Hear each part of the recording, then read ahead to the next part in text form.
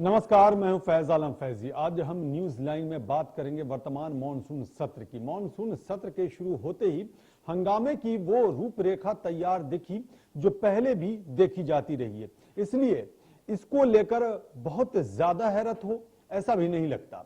पर इस बात से कि संसद का वर्तमान सत्र हंगामे की भेंट चढ़ जाए, इसे सोचकर या फिर यह भी कह सकते हैं कि देखकर चिंतित होना भी लाजमी बनता है। संसद में जनता के मुद्दों को उठाया जाता है। जनता का मुद्दा इसलिए क्योंकि मुद्दा कोई भी हो वो सीधे जनता से ही जुड़ा होता है। पर राजनीतिक पार्टियां अपने हितों को सामने रखते हुए जनता के मुद्दों को परिभाषित करें तो जनता की परिभाषा भी बदल जाती है और बदलनी भी चाहिए। अब इसे क्या कहा जाए कि सरकार को घेरने का कांग्रेस का एजेंडा लीक हो गया तो समाजवादी पार्टी के नेता राम नरेश अग्रवाल ने राज्यसभा में हिंदू देवी देवता को लेकर कुछ ऐसी टिप्पणी कर दी जिससे विवाद होता दिखाई दिया। तो वहीं मुलायम सिंह यादव ने एक बार फिर चीन को लेकर भारत को आगाह किया, पर सरकार से सवाल न पूछा जाए ऐसा कैसे हो सकता है।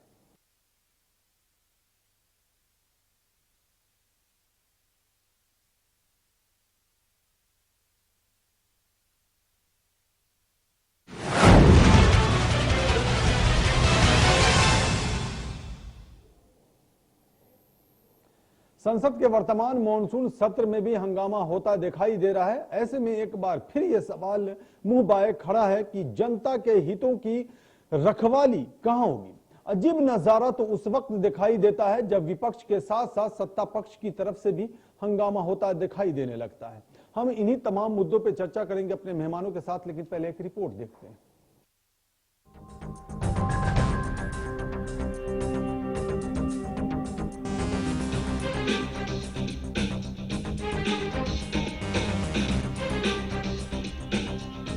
संसद का मॉनसून सत्र चल रहा है, पर चलने में जो पहले बाधा आती रही है वो इस बार भी आती दिखाई दे रही है। कई ऐसे अहम मुद्दे हैं जिन पर चर्चा होनी है, जिससे आम जन का सीधा सरोकार है। लेकिन राजनीति में आम जन के सरोकार से ज्यादा राजनीतिक पार्टियों का अपना सरोकार ज्यादा महत्व रखता है। इसीलिए तो सदन में माननीय एक दूसरे को घेरने की कोशिशों में सत्र के पहले दिन से हंगामा शुरू कर देते हैं। पर इसका मतलब ये भी नहीं कि सदन में सिर्फ हंगामा ही होता है और एक दूसरे को घेरने की कोशिश की जाती है।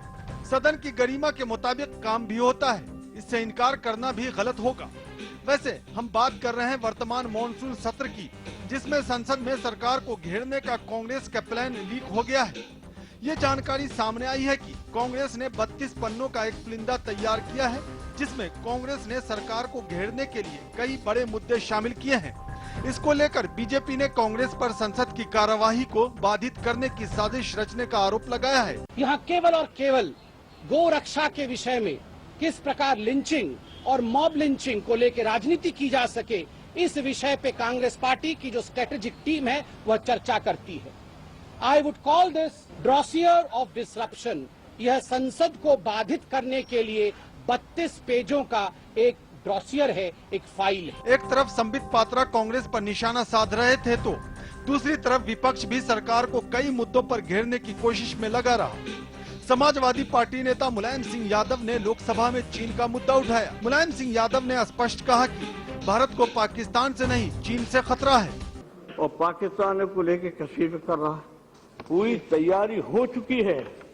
इस संबंध में अभी तक क्या हुआ हमें जवाब मिला नहीं। पहले अटल जी ने बड़ा जरूर लिया था, नचकेता पर उन्होंने सुना था कंप्लीट और उन्होंने स्वीकार किया था, लेकिन ये सरकार सुनी नहीं रही। आप कार्रवाई देके अध्यक्ष महोदय आपके सामने कितने बार हम बोल चुके हैं कि चीन हमारा दुश्मन है, पाकिस्तान नहीं है। पाकिस्तान मेरा नहीं कोई बिगाड़ सकता है। वैसे ये भी सच है कि इससे पहले भी कई मौकों पर मुलायम सिंह यादव ने चीन की आक्रामक पॉलिसी को लेकर आगाह करते रहे हैं। एक तरफ मुलायम सिंह यादव ने लोकसभा में पुरजोर तरीके से अपनी बातों को रखा, तो दूसरी तरफ कांग्रेस पर बीजेपी के हमले का कोई प्रभाव पड़ता नहीं दिखाई दिया। राज्यसभा में कांग्रेस नेता गुलाम नबी आजाद ने देश की वर्तमान स्थिति को लेकर चिंता व्यक्त की। अभी जो कश्मीर में लिंचिंग हुई, मुसलमानों ने मुसलमान की लिंचिंग कर दी एक ऑफिसर, तो अब तो ये धर्म से इसका कोई संबंध भी नहीं रहा। लेकिन देश में जो घटनाएं हो रही वो चिंता का विषय। तो सुना आपने गुलाम नबी आजाद ने मॉब लिंचिंग, जिसको लेकर बाहर तो चर्चा हो ही रही है और अब सदन में भी जमकर चर्चा हुई, को धर्म से न जोड़कर देखने की बात कहकर एक स्पेस छोड़ दिया है, जिससे इसको लेकर नई सोच विकसित की जाएगी। जाहिर सी बात है, सदन में जनता की समस्या को न उठाया जाए तो फिर कहां? यही वो सवाल है जिसको लेकर मायावती ने राज्यसभा से इस्तीफा दे दिया। ऐसे में बस इतना कहना भी जरूरी हो जाता है कि लोगों से जुड़ी समस्याओं को तभी उठाया जाएगा या उठाया जा सकता है जब सदन की कार्यवाही सुचारू रूप से चले। लेकिन यहीं पर आकर पेच फंस जाता है और जनता खुद को ठगा महसूस करती है। Bureau report, channel 1 news.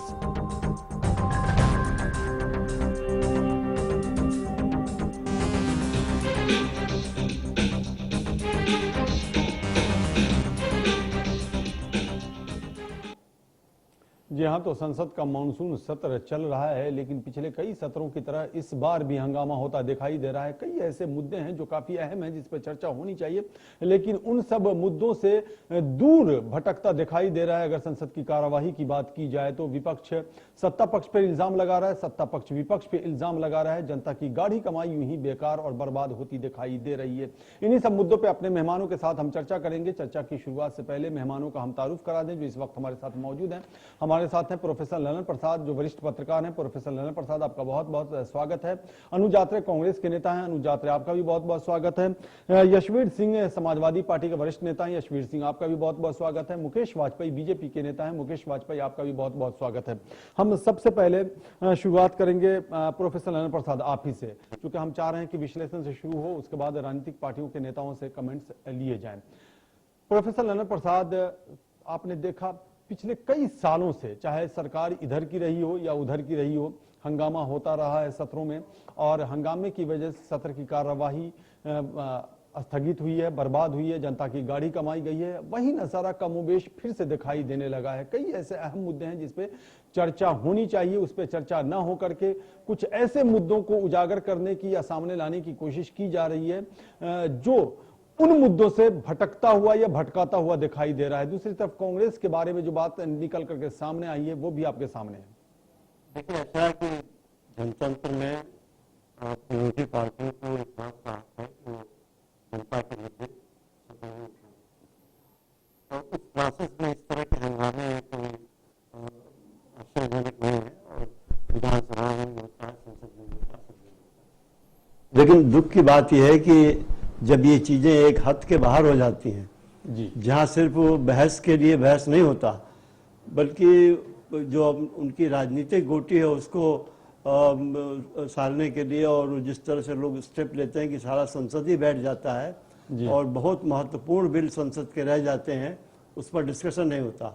और कई बार तो ये देखा गया कि जो बहुत महत्वपूर्ण बिल हैं जिसके ऊपर वाकई संसद में डिस्कशन होना चाहिए, वो इन सब हंगामों के बाद फिर 10 मिनट के अंदर या आधे घंटे के अंदर पास हो जाता है। तो वो बहुत सी चीजें जो वाकई विरोधी पार्टियों को देखना चाहिए और उसके अंदर जो खामियां हैं या जनता जिसकी वजह से परेशान है उसको ठीक न कराने की जिम्मेदारी भी उनके ऊपर है, लेकिन उस पर उनका ध्यान नहीं होता, उनका ध्यान सिर्फ हंगामा करना हो जाता है। तो मैं समझता हूँ कि ये जो संस्कृति हमारे देश में बन गई है और इसमें सारी पार्टियां सम्मिलित हैं। जो आज की पार्टी शासन में उसने भी ऐसे ही किया है और कई बार बहुत महत्वपूर्ण बिलों पर भी उन्होंने ऐसे संसद को नहीं चलने दिया है। तो अब वो एक तरह से वो टिट फॉर टैट है, जैसे आपने किया वैसे वो भी कर रहे हैं। लेकिन चाहे आपने किया चाहे वो कर रहे हैं, मैं समझता हूँ ये चीज गलत है। संसद को चलना चाहिए, आप मुद्दे उठाएं, ये आपका हक है और जरूर उठाएं, क्योंकि जब तक संसद के अंदर मुद्दे नहीं उठाए जाएंगे तब तक जनता की आवाज कहाँ सुनी जाएगी। और देखिए, हमारे राजनेता बहुत परिपक्व लोग भी हैं संसद में। अब जो मुलायम सिंह जी ने आज बात कही है, बहुत अच्छी बात कही है कि चीन कभी भी हमारा मित्र नहीं रहा है और चीन ने हमेशा हमारे साथ इस तरह का व्यवहार किया है और हम चीन को किस तरह से टैकल करें इसके लिए हमारी रणनीति पाकिस्तान हमारा दुश्मन नहीं, चीन हमारा दुश्मन है, और ये भी जोड़ा है। हाँ, ये बात भी ठीक है और कुछ हद तक उन्होंने ठीक कहा, इसलिए कि पाकिस्तान हमारा कुछ बिगाड़ नहीं सकता। वो चाहे हमले कर रहा है, बार बार कुछ कर रहा है, हमें तंग कर रहा है, लेकिन पाकिस्तान की वो ताकत नहीं है कि पाकिस्तान हिंदुस्तान में कुछ कर सके। लेकिन चीन तो एक ताकतवर देश है और एक विस्तारवादी देश है, जिसकी सारी दुनिया जानती है कि विस्तारवादी देश है। चीन सिर्फ हमारा ही नहीं कर रहा, वो वियतनाम में भी कर रहा है, साउथ कोरिया के पास देखिए, और उधर फिलीपींस के साथ, और उधर साउथ चाइना सी में और जापान के पास, कहाँ कहाँ चीन सब जगह अपने बॉर्डर्स को बढ़ाने के लिए कोशिश कर रहा है, यहाँ तक कि समुद्र के अंदर उसने अपने बॉर्डर बनाने और बढ़ाने शुरू कर दिए। टापुओं को पाट को उसमें जगह बना रहा है, उसके ऊपर अपने जो लड़ाई के जहाज रख रहे हैं और समुद्री जहाज ले जा रहा है और क्या क्या कर रहा है। दूसरों के जो पानी के क्षेत्र हैं, दूसरों के हक में जो समुद्र है उसके अंदर भी वो दखलंदाजी दे रहा है। तो चीन का तो इतिहास ही ऐसा रहा है और गलती हमारी तरफ से हुई है। जैसे जब पंडित नेहरू ने जो तिब्बत दे दिया, कश्मीर दे दिया, क्या क्या नहीं किया उन्होंने। इतनी बड़ी गलती, इतनी बड़ी भूल इतने बड़े राजनेता से हुई है, उसका परिणाम सारा देश आज तक भुगत रहा है जी। और उसकी वजह से पाकिस्तान को ये कहने की हिम्मत रही कि हम भारत को 1000 साल तक ब्लीड कराएंगे। उसकी वजह से आज चाइना हमें आंख दिखा रहा है। तिब्बत के ऊपर चाइना बैठा हुआ हमारे सर के ऊपर और वहां पर मिलिट्री परेड कर रहा है, सब कुछ कर रहा है। क्या जरूरत थी नेहरू जी को तिब्बत देने की। लेकिन अब चूंकि ये सारी चीजें हो चुकी हैं, लेकिन इतिहास तो इतनी जल्दी भूला नहीं जा सकता। और देखिए संसद में ये चीजें फिर गूंजेंगी। और आज मुलायम सिंह ने ठीक कहा कि तिब्बत के मामले में दलाई लामा का साथ हमें देना चाहिए और हमें आवाज उठानी चाहिए कि तिब्बत को इंडिपेंडेंट किया जाए। चलिए मुकेश, मैं समझता हूँ कि हंगामा तो हो रहा है, ठीक है, लेकिन विरोधी पार्टी के हमारे नेता कुछ बहुत परिपक्व नेता भी हैं और कई बार ऐसी अच्छी बातें कहते हैं जो मैं समझता हूँ संसद में होनी चाहिए, जिसके ऊपर डिस्कशन होना चाहिए। जी बिल्कुल। चलिए मुकेश वाजपेयी, क्या कहेंगे जो प्रोफेसर ललन प्रसाद ने बातें कही, उससे आप कहाँ तक सहमत हैं? ये आदरणीय ललन प्रसाद जी ने जिस बात से शुरुआत करी कि पूर्ववर्ती सरकारें या पूर्ववर्ती कार्यकाल में भी इस तरह की बातें होती रही हैं, इसमें मेरा सिर्फ कहना इतना है कि देखिए, जहां पे सरकार किसी लोक महत्व के मुद्दे को उठाने चर्चा ना करे, वहां पे तो ठीक है। पिछली सरकार की दिक्कत ये थी कि वो किसी बात पे चर्चा करने के लिए तैयार नहीं होती थी, इसलिए वो हंगामा करना पड़ता था, सरकार पे दबाव बनाना पड़ता था, शोर शराबा करना पड़ता था। लेकिन आज का आप विशेष दिन देखिए, आज किसानों के मुद्दे स्थगित हो जाया करती थी, किसानों के मुद्दे पे आज चर्चा डिसाइडेड थी, आज चर्चा होनी थी किसानों के मुद्दे पे। आपको पूरा मौका मिलना था, आप वहां पे बोलिए, किसानों के हित की बात करिए, आप सरकार से सवाल पूछिए। उसके बाद जैसे ललन प्रसाद जी ने बताया, मुलायम सिंह जी ने बहुत, जो आज का बहुत एक प्रमुख मुद्दा होना चाहिए था, चाइना के साथ जो हमारे आजकल रिलेशन चल रहे हैं, उस पर एक चर्चा की जरूरत थी, चर्चा होनी चाहिए थी संसद में कि हमारी सरकार क्या कर रही है वहां पे और हम चाइना को किस रूप में देख रहे हैं, या चाइना की जो ये हेकड़ी है उसको हम कैसे जवाब किस तरह से दे रहे हैं। ये संसद में चर्चा का विषय बनना चाहिए था। नया जीएसटी पास हुआ है, जीएसटी के बाद क्या दिक्कतें आ रही हैं, किस तरह से जीएसटी काम कर रहा है, इस पे चर्चा होनी जरूरी थी। लेकिन जो इनका आज एक तथाकथित डोजियर जो 32 पेज का मिला है, जो लीक हो गया है, उसमें इन बातों का कहीं जिक्र नहीं है। उसमें जो अगर उसकी समरी कही जाए तो सिर्फ ये है कि अपने सदस्यों को ये कहा गया है कि ये 32 बिंदु हैं, इन पे आपने हंगामा करके सदन का कार्रवाई को रोकना है। और उन विषयों को आप देख लीजिए जिन विषयों को उठा रहे हैं। सदन को रोकना है या सरकार को घेरना है? नहीं, सदन को रोकना है। सरकार को सरकार तो चर्चा के लिए तैयार है। आज किसान, अच्छा, उसमें ये लिखा हुआ है सदन को रोकना है? नहीं, सदन पे बिल्कुल वो छुपा हुआ एजेंडा यही है कि सदन पे हंगामा करना है। देखिए, चर्चा अगर किसी विषय पे चर्चा विपक्ष मांगता है, सरकार मना करे, तब विपक्ष को आपत्ति होनी चाहिए। आज किसान के मुद्दे पे चर्चा तय थी, लेकिन वो नहीं होने दी गई। उसको चर्चा को वहां तक पहुंचने नहीं दिया गया। उससे पहले किन सब मुद्दों पे चर्चा हुई जी? किन सब मुद्दों पे चर्चा हुई? किसी कहां हुई किसी बात पे चर्चा? वो तो एक बात को लेके आपने बताया नहीं कि राज्यसभा में क्या हुआ, अग्रवाल जी के जो बयान दिया गया और कितना खेदपूर्ण बयान है किसी भी संप्रदाय के लिए इस तरह की, और वो भी सदन के अंदर। मैं तो सुन के हैरान था। और ये एक सोचने वाली बात है कि उन्होंने खेद व्यक्त कर दिया। नहीं, देखिए, बोलने के बाद आपने खेद व्यक्त कर दिया, लेकिन जो आप इंपैक्ट उस बयान का होना था वो हो चुका। आज हिंदुओं की भावना कितनी आहत हुई है वो उस बयान के बाद हो चुकी है। और देखिए, ये इसमें कोई राजनीति नहीं होनी चाहिए। कोई भी किसी भी संप्रदाय को मानता हो, किसी भी धर्म को मानता हो, उसके धर्म की मानने की इज्जत उतनी जितनी वो करता है। मुकेश वाजपेयी, मुलायम सिंह यादव की बातों से अगर आप सहमत हैं तो वो ये भी कह रहे हैं कि सरकार तो सुनती ही नहीं है। और दूसरी बात उन्होंने ये कहा कि पाकिस्तान हमारा दुश्मन नहीं, दुश्मन तो हमारा चीन है। दोनों बातें कही है उन्होंने। देखिए, उसका विश्लेषण ललन प्रसाद जी ने जो किया, मैं उससे पूरी तरह उनका समर्थन करता हूं कि पाकिस्तान से हमको इतना कोई बहुत बड़ा वो वाली बात नहीं है। अगर कोई ऐसी सिचुएशन आएगी तो पाकिस्तान को भी मालूम है कि हमारे कितने टुकड़े हो जाएंगे और हमारी क्या हालत हो जाएगी।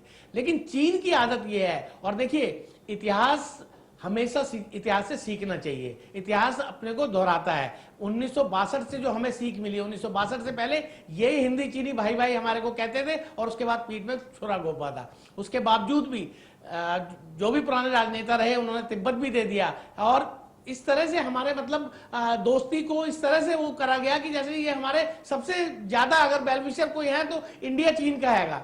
लेकिन क्या उन्होंने दिया 1962 के अंदर? उस लड़ाई का अंजाम आपको खुद याद होगा क्या होगा। तो इतिहास से सीखना चाहिए। आज हालात इस तरह से बन गए और देखिए बड़ी दुखद बात यह है कि आज के जो राजनीतिक दल है वो छुप के, आज के जो राजनीतिक दल है उसके नेता, आज के राजनीतिक दल है उनके नेता छुप के राष्ट्रपति उनके राजदूत से मिलते हैं। अरे उसमें छुपने की क्या जरूरत है? आप सरकार से मिलिए, सरकार से पूछिए, आप संसद में चर्चा उठाइए। आप ये कौन सा मुद्दा है? अगर वो चीन के राजदूत से इन्होंने मुलाकात की तो उसी जमाने में यहाँ के मंत्री चीन के दौरे पे थे। देखिए मुलाकात करी, फिर उसको मना कर दिया गया कि कोई मुलाकात नहीं हुई।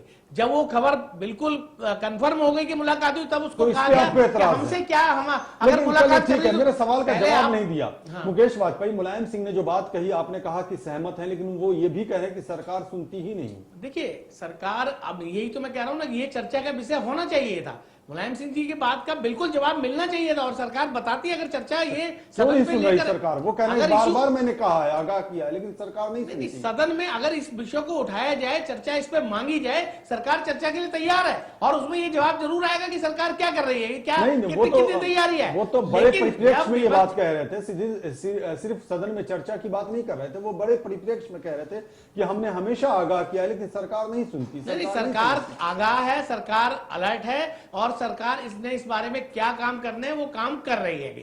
इससे कोई कहीं किसी को संदेह होने की जरूरत नहीं है। लेकिन मैं बात कर रहा हूं सदन की। सदन के अंदर आप लोग महत्व के इतने मुद्दे हैं, जीएसटी का मुद्दा है, किसानों का मुद्दा, और दूसरी बात सबसे चर्चा होनी चाहिए, सत्ता पक्ष की आतंकवाद है, पत्थरबाजी, हर चीज में चर्चा। अगर आप चाहेंगे चर्चा तो जरूर चर्चा होगी, क्योंकि हमारी सरकार की जिम्मेदारी थोड़ा ज्यादा होती है इन सब चीजों में। चलिए अनुज यात्रे क्या कहेंगे? हम आएंगे यशवीर सिंह आपके पास। अनुज यात्रे ये क्या कहेंगे? ये जो पुलिंदा 32 पन्ने का आया है सामने, कई पॉइंट्स है इसमें, जो डोजियर कहा जा रहा है कि सरकार को घेरना है, कार्रवाई नहीं चलने देनी है, लेकिन मुकेश वाजपेयी और बीजेपी के नेता ये कह रहे हैं कि इसमें जीएसटी का जिक्र नहीं और भी दूसरे अहम मुद्दों का जिक्र नहीं। क्या मतलब?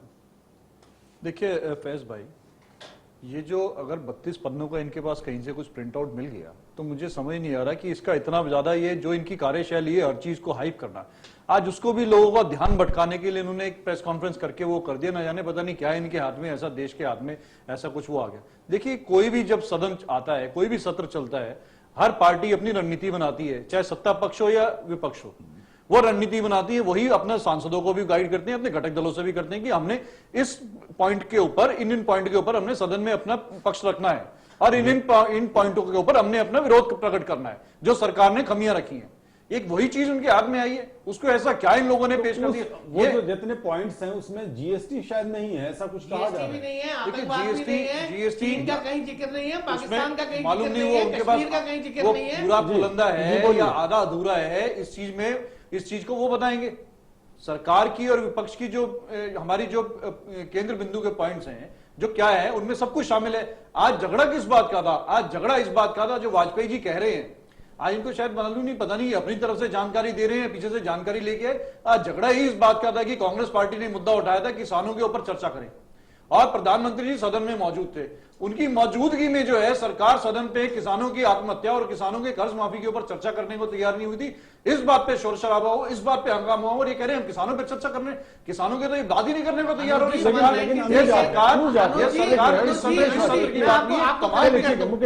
मैं करेक्ट करता हूं, आप सुनिए, 193 के अंतर इस चर्चा को सम्मिलित कर लिया गया था, लेकिन खड़गे जी का ये था कि स्थगन उन्होंने प्रस्ताव पेश करा था कि नहीं, आप काम रोक के सबसे पहले चर्चा करें। तो सभापति महोदय ने भी ये बोला था कि आप जब चर्चा शुरू हो सबसे पहले आप बोल के चर्चा को शुरू कर सकते हैं, लेकिन आप जिद पे अड़ गए कि नहीं, काम रोक के पहले से इस पे चर्चा शुरू हो, जबकि वो ऑलरेडी फिक्स था कि लंच के बाद 193 पे इस पे चर्चा होनी है। कोई फिक्स नहीं था, लेकिन आपके कहने से फिक्स नहीं होता। कांग्रेस जब प्रायोरिटी पे जिस चीज पे चर्चा जा रही थी, सरकार की प्रायोरिटी लिस्ट में था ही नहीं किसानों पे चर्चा।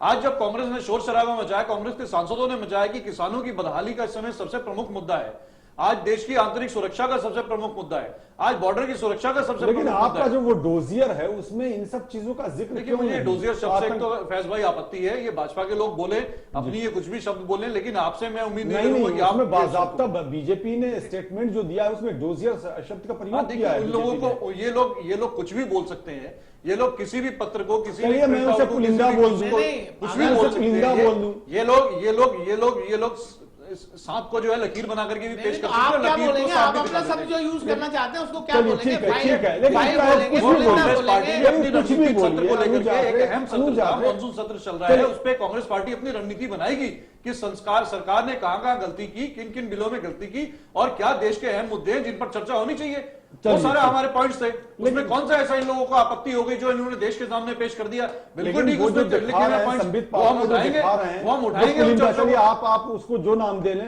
दे लें उसी नाम को हम आगे बढ़ा दें। वो जो दिखा रहे हैं संबित पात्रा, उसमें इन सब चीजों का जिक्र ही नहीं है, ये कहना है बीजेपी का। देखिए उसमें उन्होंने आधे अधूरे पेश किए होंगे, अपने मतलब के हिसाब से पेश कर दिया और उसको ऐसे पेश कर दिया जैसे ना जाने कौन सा कोई ऐसा कोई खतरनाक नहीं, तथ्य उनके किए हाथ में आ होंगे गए। या किया है, ये दोनों में कांग्रेस- फर्क है। अनुज आत्रे, ये किए कांग्रेस- होंगे या किया है? सुनिए मेरी बात, ये बिल्कुल किया होगा इन्होंने।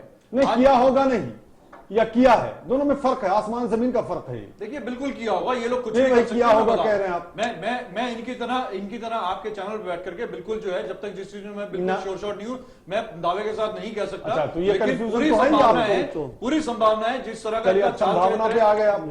जिस तरह चलिए, से इनका ठीक। चाल चरित्र है, ये लोग बिल्कुल कुछ भी चलिए, कर सवालों सकते का जवाब नहीं मिला। यशवीर सिंह, कई ऐसे मुद्दे हैं जिस पर चर्चा होना चाहिए, जिक्र होना चाहिए। बिल्कुल मुलायम सिंह यादव ने जिक्र किया, चर्चा किया और जिसे सराहा भी, मुकेश वाजपेयी सराह रहे हैं कि सही है, उस तरफ ध्यान देने की आवश्यकता है। लेकिन राम नरेश अग्रवाल ने जो बात कही है, उसे आप कैसे डिफाइन करेंगे, उसे कैसे परिभाषित करेंगे? उन्होंने खेद तो जता दिया, माफी नहीं मांगी। देखिए वो तो जैसे डोजियर शब्द का मीनिंग निकाल रहे हैं, ऐसे ही अग्रवाल साहब की खेद जताना और माफी मांगना उतना ही अंतर है। इसलिए मैं दोनों को कोई इंपॉर्टेंस नहीं दे रहा, ना पात्रा जी के डोजियर का। पात्रा जी की या तो हिंदी कमजोर है और अग्रवाल जी की भी हिंदी कमजोर है ऐसा मुझे लगता है।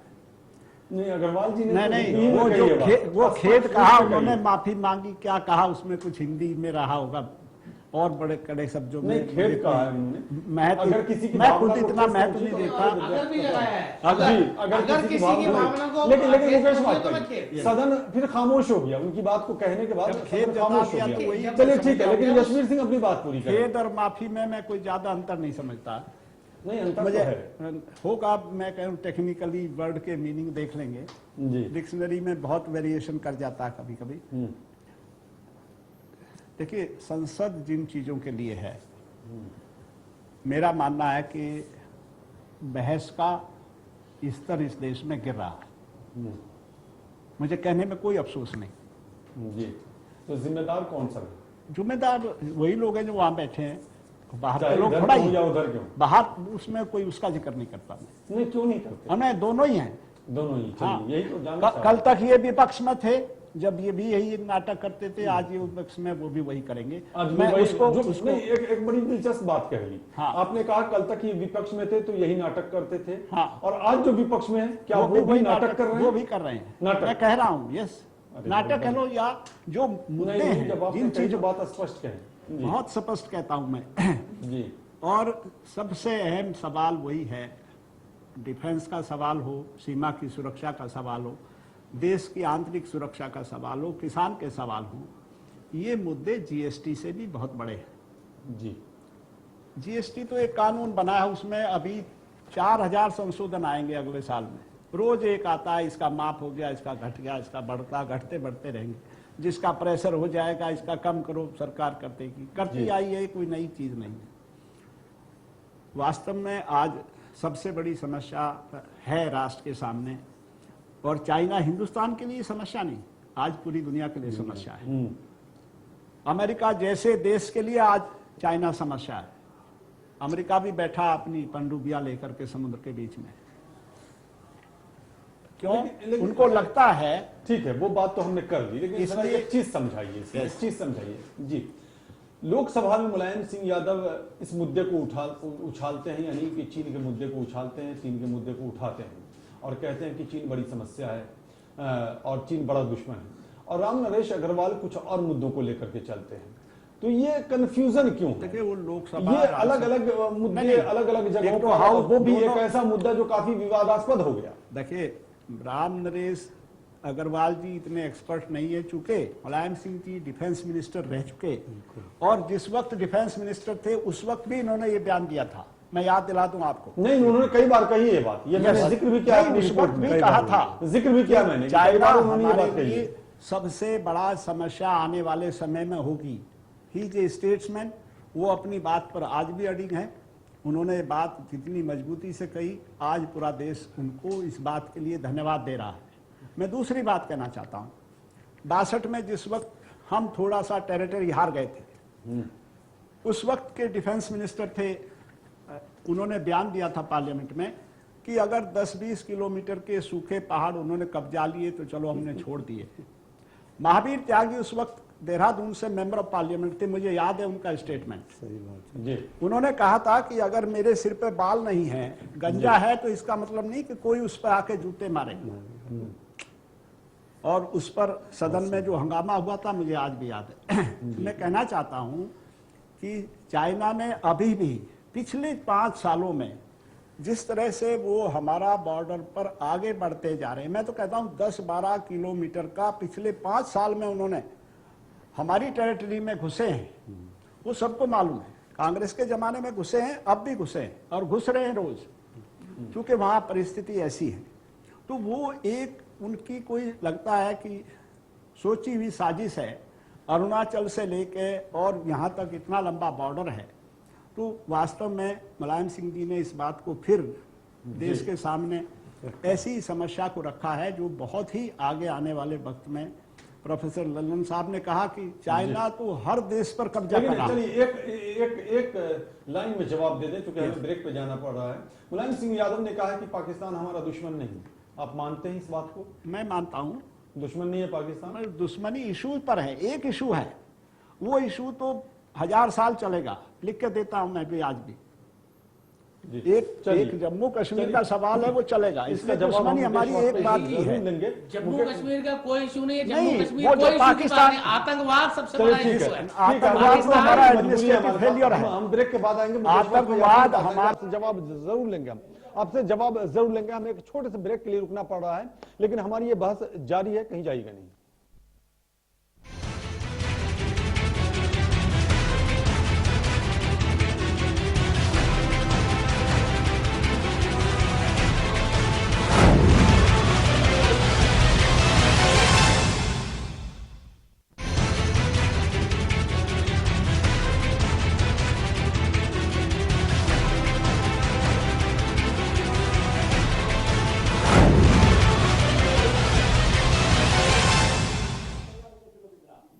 ब्रेक के बाद एक बार फिर आपका स्वागत है। हम चर्चा कर रहे हैं संसद के मॉनसून सत्र की, जो हंगामेदार दिखाई दे रही है। इस बार भी हंगामा होता दिखाई दे रहा है, पहले भी हंगामा होता दिखाई देता रहा है।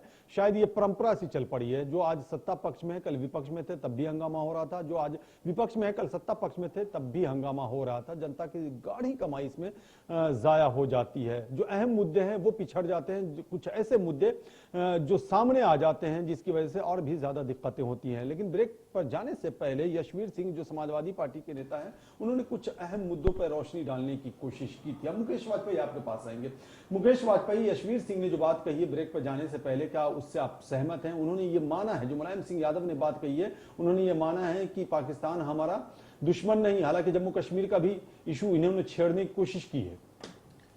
देखिए, आदरणीय वाजपेयी जी ने एक बात बोली थी, अटल बिहारी वाजपेयी जी ने, कि हमारी बदकिस्मती है कि हम अपना पड़ोसी नहीं बदल सकते, वो जैसा है हमें वैसा उसके साथ ट्रीट करना पड़ेगा।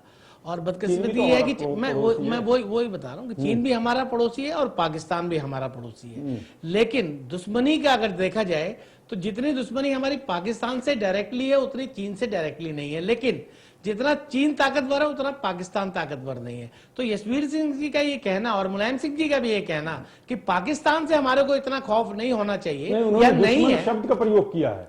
देखिए उन्होंने कहा है कि दुश्मन नहीं है, कभी चीन कभार- हमारा दुश्मन है, पाकिस्तान दुश्मन नहीं है। आपने लेकिन सुना उनका है? भाव जो भाव समझ में अच्छा। आता है वो यही भाव समझ में आता है। उनका ये कहने का कतई मतलब नहीं था कि पाकिस्तान हमारा दोस्त है।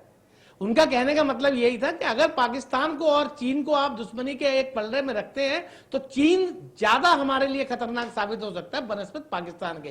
कतई ना तो यशवीर सिंह जी यहां बैठे, इनका यह मतलब होगा कि पाकिस्तान हमारा तो दोस्त फिर हो। चीन को लेकर के हम इस तरह से खामोश क्यों हैं? नहीं नहीं, बिल्कुल खामोश नहीं है। आप चीन को देखिए, लेकर के हमारी तरफ से आज- ना वो आज- उस तरह की बयानबाजी होती है, ना उस तरह का जवाब स्टेप्स देखिए, उठाया जाता है। जवाब जी देखिए, बिल्कुल भी सरकार खामोश नहीं है।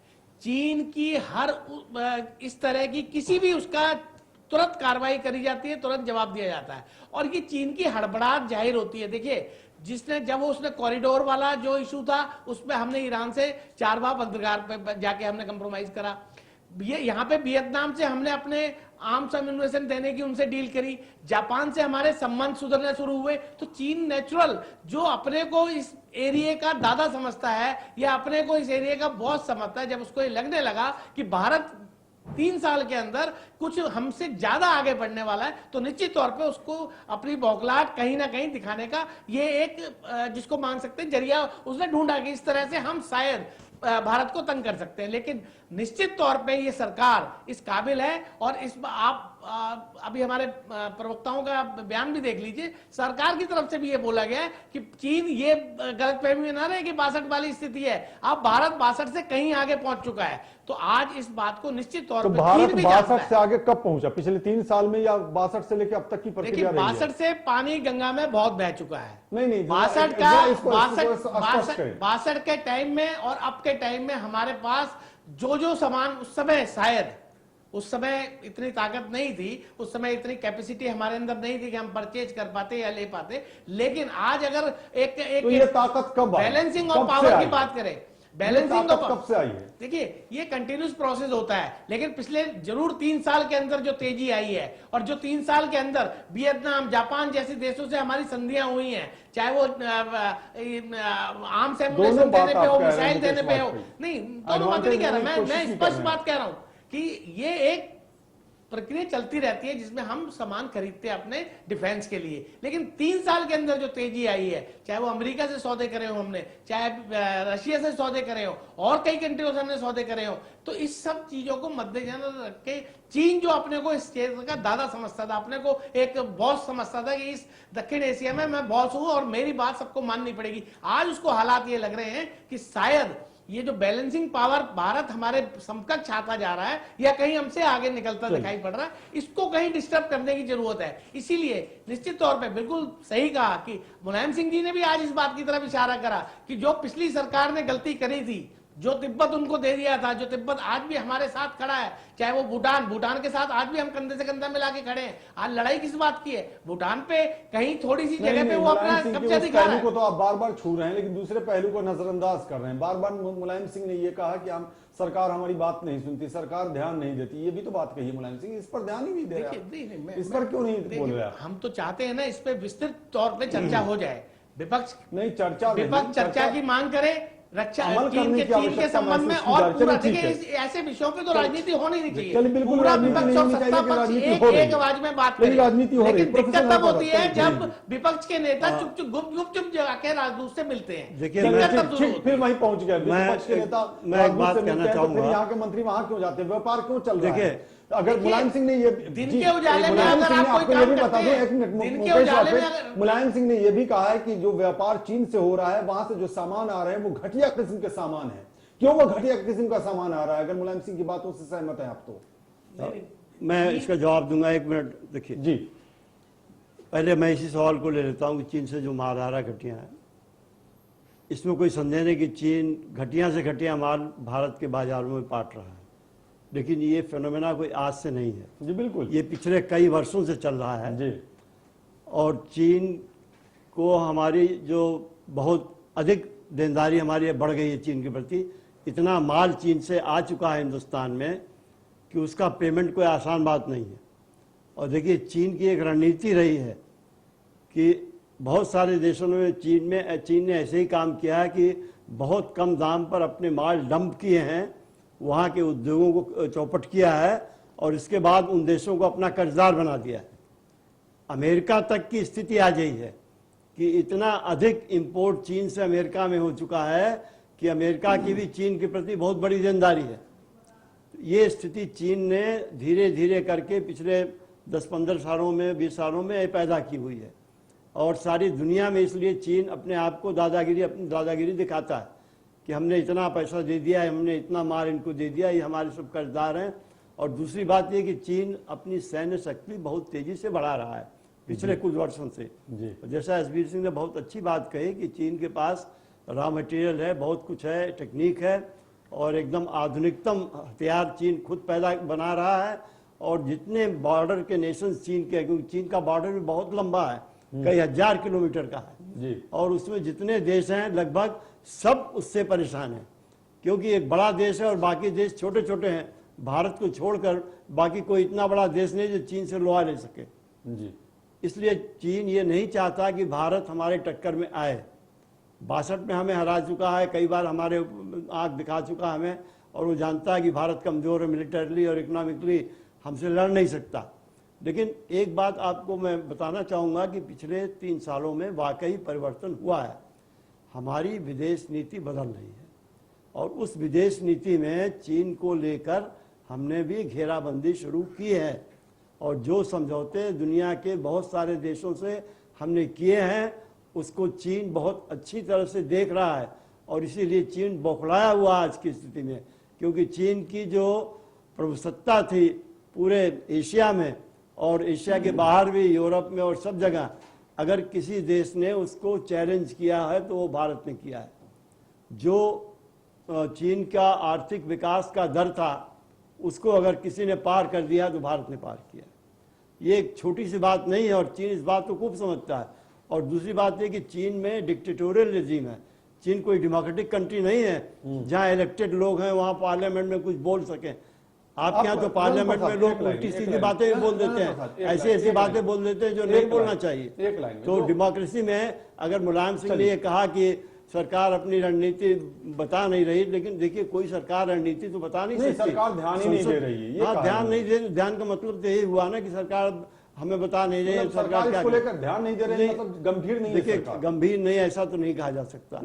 देखिए जैसे चीन ने डोकलाम में अपनी सेनाएं इकट्ठी की, सामने हमारी सेनाएं आज बैठी हुई है।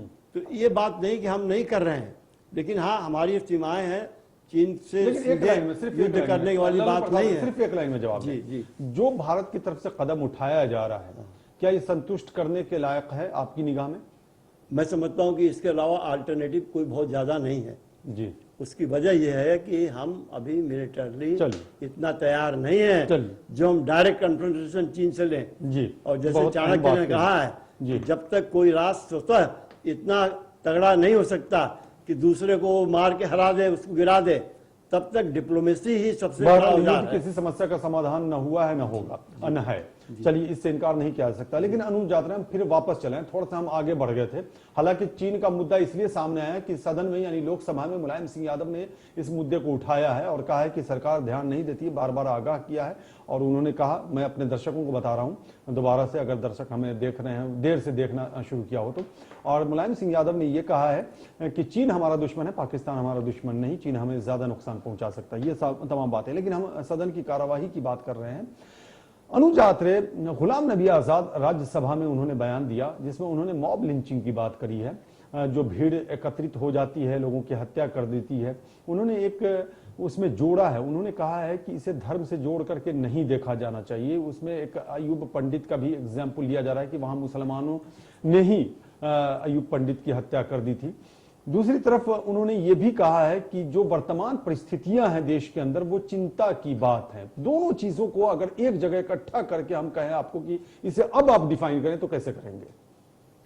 देखिए, गुलाम नबी आजाद साहब ने जो बोला, जो चिंता व्यक्त की, बिल्कुल आज के हमारे देश में जो एक ऐसा वातावरण बन गया है, खासतौर से जब से 3 साल की एक अच्छे दिनों वाली सरकार इस देश में आई है, तो अच्छे दिन तो ना जाने किनके आए हैं, ये देश पूछ रहा है, अभी नहीं उनको मिल पाया। लेकिन ऐसा माहौल इस देश में पैदा कर दिया इस सरकार ने और भारतीय जनता पार्टी ने कि आज हर आदमी एक दूसरे का दुश्मन है। इन्होंने 2 समुदायों में लोगों को बांट दिया, जात पात में बांट दिया, कहीं दलितों के नाम पे बांट दिया, कहीं हिंदू मुसलमानों के नाम पे बांट दिया, कहीं अगड़ों पिछड़ों के नाम पे बांट दिया, कहीं स्वर्णों के नाम पे बांट दिया। यह सरकार केवल और केवल इस काम में लगी हुई है कि किसी प्रकार से लोग आपस में लड़ते भिड़ते रहे, और जो अच्छे दिन का वायदा प्रधानमंत्री नरेंद्र मोदी जी ने चुनाव से पहले किया था उसके बारे में कहीं कोई चर्चा ना हो, विकास की कहीं कोई चर्चा ना हो। आज आपने चाइना की बात की, मैं अपने मित्र वाजपेयी जी को बताना चाहता हूं, उसको बोलेंगे आप, उसको बोलेंगे, लेकिन आपने सिर्फ एक पहलू समझाया अनुजात, सिर्फ आपने एक पहलू समझाया। दूसरा भी पहलू था मेरे सवाल में कि गुलाम नबी आजाद ने कहा कि इसको धर्म से नहीं जोड़ा जाना चाहिए, क्योंकि अगर अयूब पंडित की हत्या होती है भीड़ के जरिए तो वहां भीड़ जो इकट्ठा हुई है वो मुसलमानों की भीड़ थी, इसलिए धर्म से नहीं जोड़ा जाना चाहिए। इस पोर्शन को आप छोड़ रहे हैं। नहीं, बिल्कुल मैंने बोला, उनकी बात बिल्कुल एक एक अक्षर उन्होंने बिल्कुल इतना अच्छा आज के माहौल के हिसाब से बोला कि नहीं होना चाहिए किसी भी घटना को धर्म के आधार पर जोड़ना चाहिए। आज अगर दो व्यक्तियों के बीच में झगड़ा हो रहा है और अगर उसमें एक व्यक्ति हिंदू है और दूसरा मुसलमान है, तो वो हिंदू मुसलमान का झगड़ा नहीं है, वो दो व्यक्तियों के बीच में झगड़ा है, उसको समुदाय का झगड़ा नहीं बना देना चाहिए। सरकार बांटना चाहती है धर्म के आधार पर, अभी तो आप कह रहे थे। ये सरकार और भाजपा के लोगों की रणनीति है।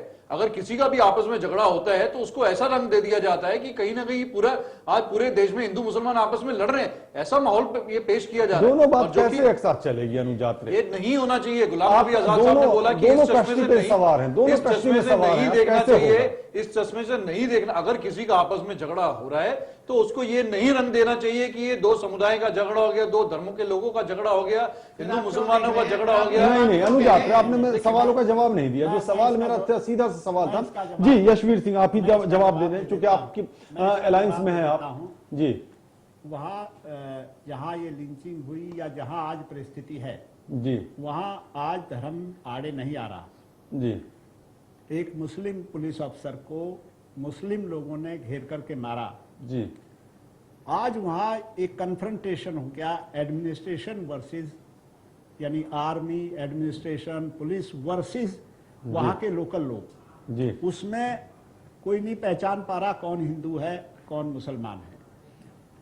तो ये हकीकत है कि वहाँ जो आज़ाद साहब ने कहा कि मुसलमानों ने ही मुसलमान को मारा, ना वो मुसलमान मानता में, ना वो उनको वो तो जनता वर्सेस सरकार या फोर्सेस के बीच में जो आज एक नफरत पैदा हो गई है जी, वो नफरत ने मारा। तो फिर आखिर क्यों वो कह रहे हैं वो कि नफरत जो है बदकिस्मती है कि पिछले एक साल में बढ़ी है, इससे पहले नहीं थी। इस नफरत को कैसे दूर हो वो एक बड़ा सवाल है। लेकिन जब वो ये कह रहे हैं उसको थोड़ा सा विस्तार फिर दे रहे हैं बाद में जाकर के कि जो देश की वर्तमान परिस्थितियां वो चिंता की बात है, नहीं, चिंता का विषय है। लिंचिंग दूसरी जगह भी हुआ है, वो किसी दूसरे इशू पर हुआ। वहां तो सिर्फ ये कि वो लोग पत्थर मार रहे थे, वो कर रहे थे, पुलिस वहां पहुंची, पुलिस बहुत कम संख्या में थी, इसलिए एक अफसर की हत्या हो गई। वहां सवाल हिंदू मुसलमान का वास्तव में नहीं था, वहां तो ये है कि ये फोर्स का आदमी है, ये मिल गया हमको, इसलिए इसको मार लो।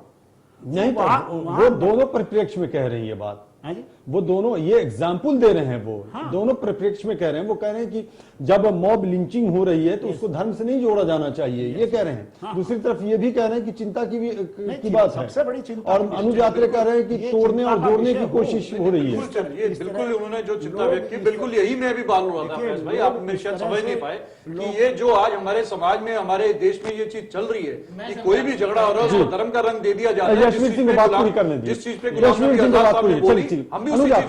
यशवीर सिंह को बात पूरी करने दीजिए। मेरा कहने का मतलब है उनकी बात सही है कि देश में चाहे कहीं हिंदू मुसलमान में भी ऐसा हुआ, टकराव हुआ, उसमें भी लिंचिंग हुई, कई केस हैं, आपके इस जिले का भी केस है, लेकिन अब तक वो उसको हिंदू और मुसलमान का रंग दिया जा रहा था। आज अगर कश्मीर में इस तरह का हुआ है तो ये हिंदू मुसलमान का टकराव नहीं था, ये टकराव था फोर्सेस वर्सेस आम जनता का। तो ये इतनी दूर चला गया मामला, धर्म से हट करके एक सरकार। लेकिन उनका इशारा जो था ना कि देश के जो हालात हैं वो चिंता की बात है, दरअसल वो गौरक्षक, जो तथाकथित गौरक्षक कह सकते हैं, ऐसे गौरक्षक तो नहीं कहेंगे, तथा खुद प्रधानमंत्री कह रहे हैं तथाकथित जो इस तरह की बात थी जी कि लिंचिंग कहाँ लिया जा रहा था धर्म के साथ जोड़ के, चाहे गौरक्षक के नाम पर, चाहे और किसी नाम पर, आज वो गवर्नमेंट वर्सेस जनता के बीच में इतनी खाई खड़ी हो गई है, जनता इतनी बड़ी दुश्मन दिखाई देने लगी, या सरकार या जनता को जो फोर्सेस हैं वो इतने बड़े दुश्मन दिखाई देने लगे कि जहां मिल जाए एक दूसरे को मार लो। ये चलिए, ये बहुत चिंता की बात है जी मुकेश वाजपेयी जी। मुकेश वाजपेयी, बहुत चिंता की बात है, लेकिन तथाकथित गौरक्षकों ने जहां हमले किए हैं वो ज्यादातर मुसलमान हैं और उनकी हत्याएं हुई हैं, चाहे वो अखलाक का नाम ले लें या पहलू खान का नाम ले लें या और भी कई नाम है। असम में भी ये घटना इस तरह की हुई है और भी दूसरी जगहों पर घटना हुई है। तो ये चिंता की बात है। ये गुलाम नबी आजाद इस तरफ कह रहे हैं तो इस तरफ क्यों नहीं बात होनी चाहिए, क्यों नहीं इस तरफ सवाल पूछा जाना चाहिए सरकार से। और इसमें जोड़ता चलें, जोड़ता चलूं, आप कहेंगे कि प्रधानमंत्री ने 3 बार, कम से कम 3 बार इस मुद्दे को छूने की कोशिश की है, भर्त्सना की है और सख्त जुमलों का इस्तेमाल किया है, लेकिन अंकुश लगना ज्यादा जरूरी है। देखिए, अब मैं अनुज आत्रे जी और कांग्रेस को आईना दिखाता हूँ। मॉब लिंचिंग कब इस देश में शुरू हुई और उसका क्या स्वरूप था।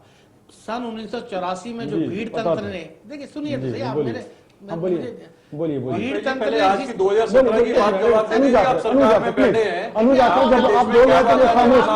अनुज आत्रे जब आप बोल रहे थे वो खामोश थे। बात कर लेंगे, नहीं, अनुज आत्रे की बात न्यायालय में चल रही है। अनुज आत्रे जब आप बोल रहे थे वो खामोश थे तो आपको सुनना पड़ेगा। अनुज आत्रे प्लीज, यही तो आप संसद में अनुज कर रहे आत्रे हैं। अनुज आत्रे अनुज आत्रे बोल लीजिए ना।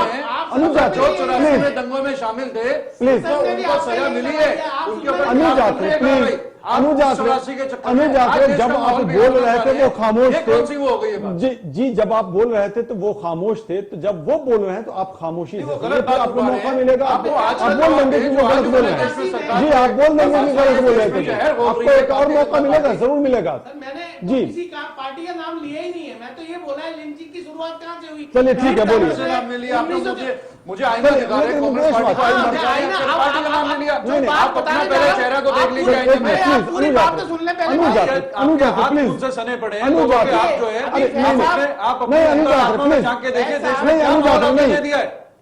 अनुज आत्रे नहीं, प्लीज। साहब, आपने खुद कहा कि प्रधानमंत्री जी 3 बार इस बात का जिक्र कर चुके हैं और जी, हमारा लेकिन हो रहा है, इस तरह की घटनाएं हो रही हैं। स्पष्ट तौर पे मानना है कि अगर कोई इस तरह की घटना करता है वो कतई गौरक्षक नहीं हो सकता, उसको राक्षस बोलना चाहिए। और मेरा पर्सनली ये भी मानना है कि देखिए, गाय हमारे सेंटिमेंट से जुड़ी हुई है, लेकिन अगर कोई आदमी उस गाय माता के पीछे किसी की हत्या करता है तो कतई वो गौरक्षक नहीं है, वो एक सरकार चल रही है राजस्थान में, वाजपेयी जी सरकारी गौशालाओं में सैकड़ों गायें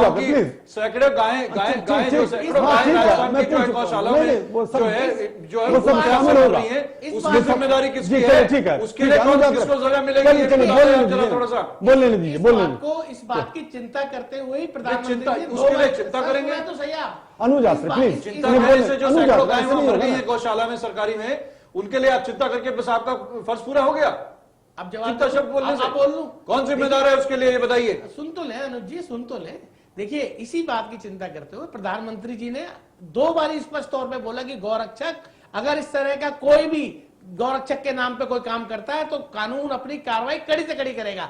लेकिन दूसरी तरफ आप देखें, उस जो 1984 के प्रधानमंत्री थे, जो 1984 में कार्रवाई की बात कर दीजिए ना, उनका क्या कहना था? जो आपकी सरकारी गौशाला में बड़ी गाय हत्या हो रही है वहां पर, अगर 1984 में ऐसा कुछ हुआ तो 2017 में ऐसा हो, उसे जायज करा जाए। अगर कोई बड़ा पेड़ गिरता है तो इस तरह की हलचल होती है, ये डिफरेंस है। आज का प्रधानमंत्री इस बात से चिंतित है। लेकिन मुकेश वाजपेयी बड़ा अजीब नहीं लगता, खुद प्रधानमंत्री कहते हैं कि रात में क्रिमिनल एक्टिविटीज में वो संलिप्त होते हैं और दिन में गोरक्षा के नाम पर वो इस तरह की हरकतें करते हैं, खुद प्रधानमंत्री करते हैं। और जब ये बात कहते हैं तो अपील किस बात के लोगों से, संघ के लोगों से आप लोग कार्रवाई क्यों नहीं, और बाद में दिखावे के लिए चिंता व्यक्त करते हैं। प्लीज अनुज आत्रे जवाब लेने दिए मुकेश वाजपेयी। गौ को कोई अभी 3 साल से या जब से हमारी सरकार आई है, जब से कोई हमारे को माता नहीं मानता, गौ को तो बहुत सनातन धर्म से माता और पूजनीय मानते आ रहे हैं और गौ की रक्षा पहले भी गौरक्षक दल करते रहे हैं। लेकिन इस 3 साल के अंदर कुछ असामाजिक तत्व गौरक्षक का मुखौटा ओढ़ के जो ये काम कर रहे हैं उसकी निंदा क्या, उसको तो अगर मिल जाए तो कानून को ऐसी कड़ी सजा मिलनी चाहिए कि दूसरे को अगर मिल जाए, मिले क्यों नहीं? गोवा के मुख्यमंत्री के लिए क्या कहेंगे? जहां आपके मुख्यमंत्री के लिए आपकी जहां सरकार चल रही है नॉर्थ ईस्ट में और गोवा में, जहां आपने बीफ को जो है लीगल कर रखा है, उसके बारे में बता देंगे। घटना हुई थी हरियाणा में, आपकी आप देखिए, सरकार आने के बाद 24 घंटे के 3 अंदर सालों अंदर में देश का तीनों देश लोगों में को बीफ पकड़ के एक्सपोर्ट दुगना हो और गया। उसके बाद केस चलिए, दायर करके अभी जवाब। भी उनकी जमानत नहीं बीफ हो का पाई है। एक्सपोर्ट आपने दुगना कर दिया। जहां आप हमारी देश के सरकार सामने अपने स्पष्ट दोगले तौर पे- चेहरे मत दिखाएं वाजपेयी जी।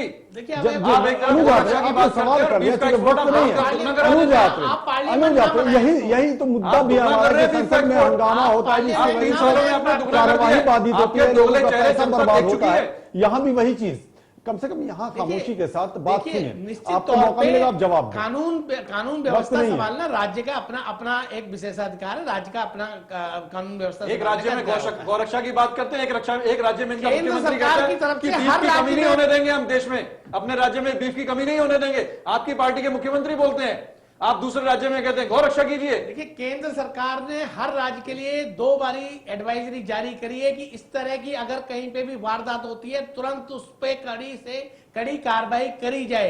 तो और मुख्यमंत्री हमारी राजस्थान जहां के पे मुख्यमंत्री सरकार के खिलाफ, राजस्थान अगर सरकार इस के तरह खिलाफ का कार्रवाई कोई कर भी दीजिए ना चलिए, वाजपेयी वक्त जी। बिल्कुल नहीं है, ऐसे में फिर अगर इस काम नहीं हो तरह- जाए। राजस्थान सरकार के खिलाफ भी कार्रवाई करवा दीजिए ना, जहाँ सरकारी गौशाला में गाय चलिए की ठीक है, हत्या हो अनुज रही है। यात्रे, जवाब तो ले लीजिए ना, आपने सारे सवाल तो रख दिए, लेकिन जवाब कैसे लीजिए? जवाब तो ले लीजिए, वक्त नहीं है, बिल्कुल मैंने नहीं है। हरियाणा का उदाहरण दिया। हरियाणा में एक घटना घटती है राजस्थान और का उसको जवाब मार दे दी- दीजिए। अरे सर, मैं दे रहा हूँ, आप नहीं तसल्ली देंगे, आपके चलिए, पास ठीक। जवाब नहीं है। चलिए ठीक है, आपके जी, पास अनुज गोवा के यात्रे, मुख्यमंत्री की बात का जवाब नहीं है, अनुज आपके पास यात्रे, राजस्थान का जवाब नहीं है। बात अनुज घुमा रहे यात्रे, हैं आप। अनुज यात्रे, यहाँ भी हंगामा होगा तो वही नहीं, सीन हंगामा नजर नहीं होगा, आएगा। भाई, इनसे जवाब नहीं, सीधा तो सीधा मांग रहे हैं। आप सुनेंगे तभी तो, जब आप सुनेंगे नहीं तो कैसे कहेंगे कि बता जवाब दें नहीं दे राजस्थान रहे के लेकर किसकी कार्रवाई हो रही है वहाँ? हैं। चलिए जवाब दीजिए, गोवा के योगेश वाजपेयी, मुख्यमंत्री जल्दी से। भाजपा के मुख्यमंत्री कहते हैं बीफ की कमी नहीं होने देंगे राज्य चलिए में। जवाब दीजिए। आप सुनने नहीं चाहते। हाँ, मुकेश साहब, हरियाणा जल्दी के से। अंदर इस तरह की एक घटना हुई थी अभी पिछले दिनों में। आप राजस्थान को 24 बताइए। घंटे के अंदर अंदर वहां की कानून व्यवस्था इतनी टाइट थी कि उनको पकड़ा गया और पकड़ने के बाद जेल भेजा गया। अभी तक जमानत नहीं हो पाई है।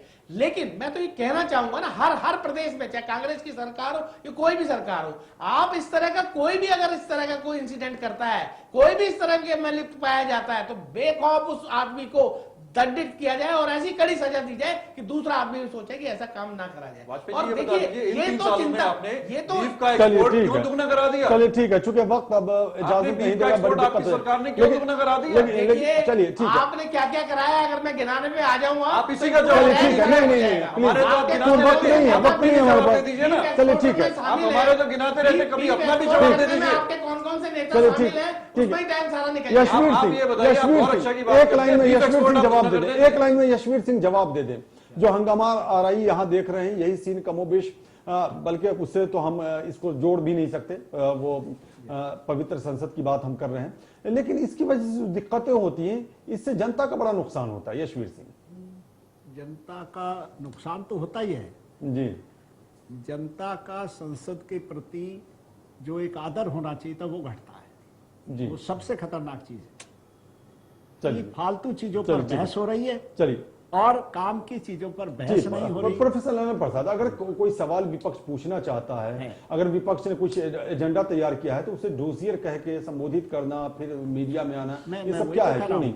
नारायण प्रसाद, नहीं, देखिए, एक बात मैं कहना चाहूंगा कि डोजियर शब्द का इस्तेमाल वाकई कोई बहुत अच्छा नहीं है, जी, क्योंकि विपक्ष का अधिकार है कि वो अपने मुद्दे उठाए, और इसके लिए अगर उसने कोई स्टेटमेंट तैयार किया है और अपनी पार्टी के लोगों को दे रहा है, तो इसमें आपको एतराज नहीं होना चाहिए। जी, हाँ, अगर उसके अंदर कोई ऐसा मुद्दा उठाया जाने की बात की गई है चलिए जिससे कम्युनल हार्मनी या इस तरह की चीजों जी। को नुकसान हो, तो मेरा ख्याल है जी, पार्टियों की तब दिक्कत जिम्मेदारी होगी। है चलिए, कि ठीक है। उससे बचें। जी, उससे बचना चाहिए और उससे बचने की कोशिश करनी चाहिए। तमाम मेहमानों का, आप तमाम मेहमानों का, चूंकि वक्त बिल्कुल नहीं है हमारे पास, मुकेश वाजपेयी आपका, यशवीर सिंह आपका, अनुज यात्रे आपका, प्रोफेसर नारायण प्रसाद आपका बहुत बहुत शुक्रिया इस डिबेट में शामिल होने के लिए और अपनी अपनी बातों को रखने के लिए। तो संसद का मॉनसून सत्र चल रहा है, बाधित भी हो रहा है, हंगामा भी हो रहा है। उम्मीद यही की जानी चाहिए कि आने वाले वक्त में न हंगामा हो, न कार्यवाही बाधित हो, बल्कि जनता के जो अहम मुद्दे हैं उस पर चर्चा हो, उस पर रोशनी डाली जाए, उसकी समस्या का समाधान निकाला जाए। न्यूज़ लाइन में इतना ही, नमस्कार।